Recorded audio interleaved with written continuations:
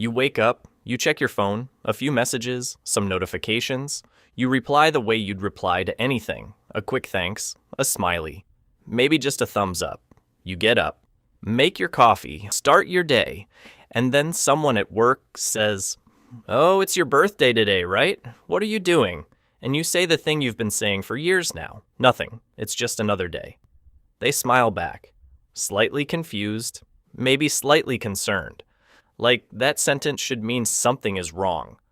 But here's what nobody really stops to ask. Where did that sentence come from? Because people don't start out saying it. Something teaches them to.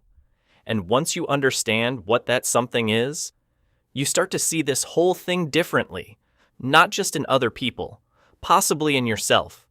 Here's the detail that actually matters. Even the people who say they don't care tend to notice quietly who remembered. They're not tracking it. They're not keeping score, but they notice.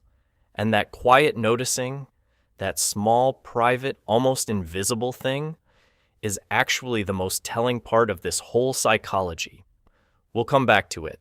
Nobody is born saying it's just another day. Watch a kid around their birthday, and there's nothing casual about it. They start announcing it weeks ahead. They have opinions about the cake. They want specific people there. They build the whole thing up in their head. Until the real version has a lot to live up to. And sometimes it does. And they remember those days for years.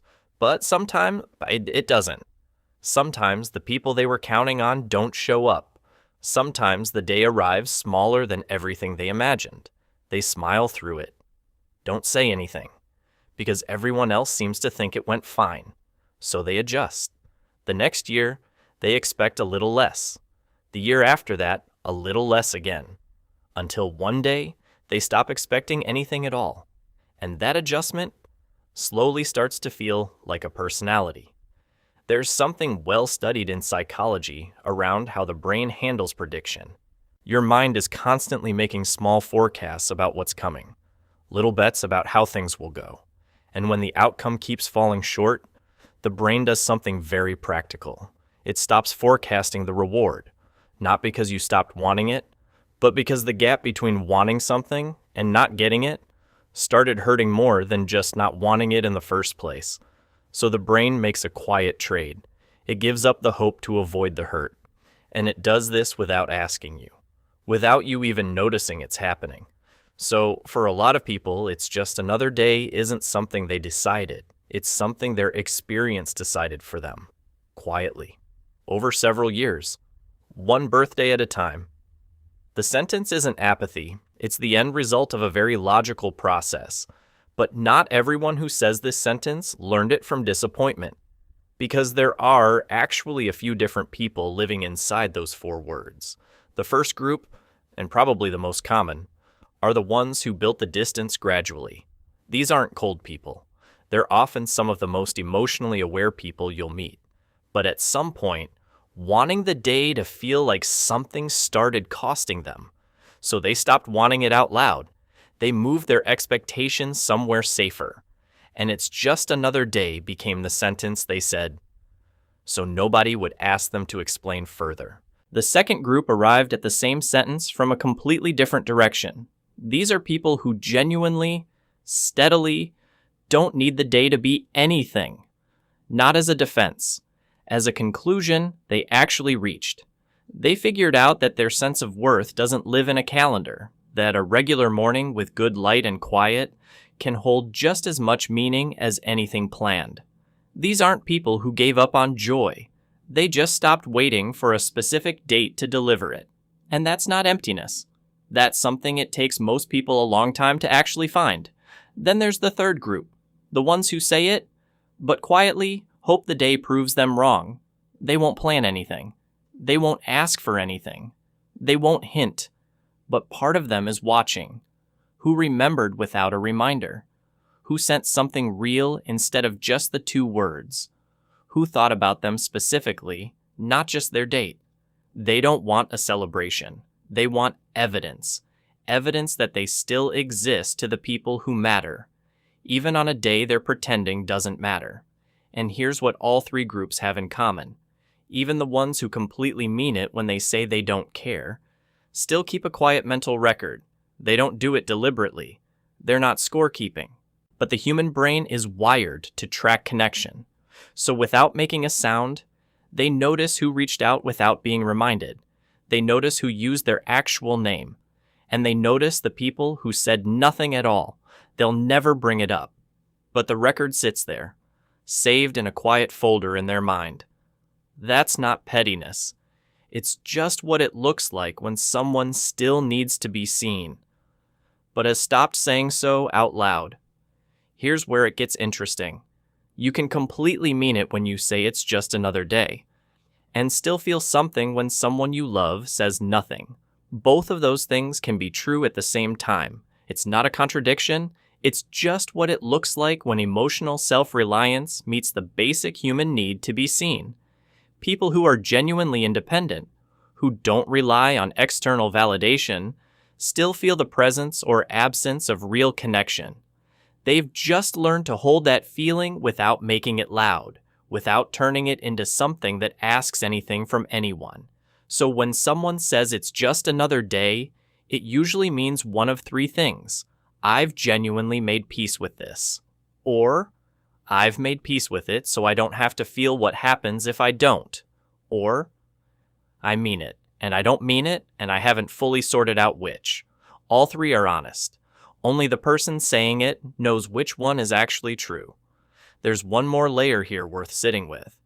Even people who genuinely don't need their birthday to be anything still tend to do a quiet internal check around that time of year. Not of who called, not of presents, of themselves. Where am I compared to where I thought I'd be? What shifted this year and what stayed stuck? Is the version of me walking through this day someone I still recognize? The mind uses significant dates as natural checkpoints, whether you invite it to or not. Your brain knows the date even when you're trying to ignore it, and it uses the occasion to quietly take stock. So sometimes when someone says it's just another day, what they're really saying is, I'd rather not stop and look too carefully right now. And that's not avoidance. That's self-awareness. Sometimes you're not ready for the full inventory. Sometimes you just need the day to be Tuesday. So what does it actually mean when someone says this? I think it comes down to one honest question. Either you found a real quiet kind of peace, one that doesn't depend on a date to feel whole, and that's genuinely healthy. That's something most people spend years trying to find. Or the distance became so automatic that you stopped asking yourself if you actually still need it. And those are very different places to be. One is freedom. The other is armor that's been on so long. It stopped feeling like something you put on. The way to tell them apart isn't complicated. It just requires being honest with yourself. When your birthday passes quietly, do you feel settled? Or is there something you don't quite name that sits in your chest for a few hours and then moves on without a word? Neither answer is wrong, but both answers are worth knowing. Here's what I want to leave you with. The people who say it's just another day are not asking for less. They've just learned to be careful about who they let give them more. They don't need the party. They don't need the announcement.